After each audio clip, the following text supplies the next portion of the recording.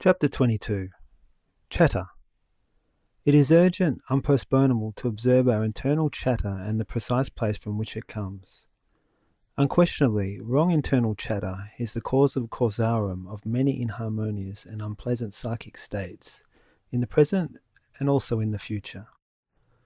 Plainly, the vain, insubstantial verbiage of ambiguous chatter, and in general all harmful and absurd talk that manifests in the external world, has its origin in wrong internal conversation.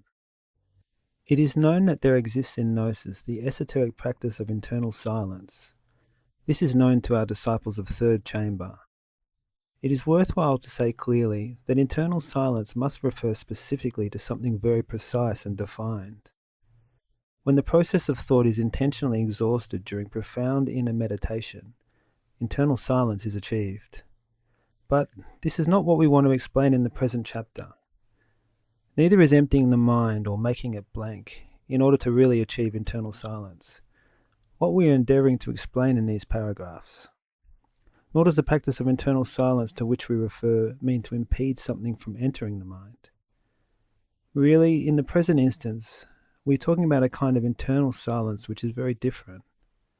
We are not dealing with something vague or general. What we want is to practice internal silence in relation to something that is already in the mind, a person, an event, our concern or another's, what we were told, what someone did, etc., but without touching upon it with our internal tongue, without intimate discourse. Learning to remain silent, not only with the external tongue, but also as well with the secret internal tongue, is extraordinary, marvellous. Many are silent externally, but with their internal tongue they skin their fellow man alive. Venomous and malevolent internal chatter produces inner confusion. If one observes the wrong internal chatter, one will see that it is composed of half-truths, or of truths which relate to each other more or less incorrectly, or of something to which there has been addition or omission.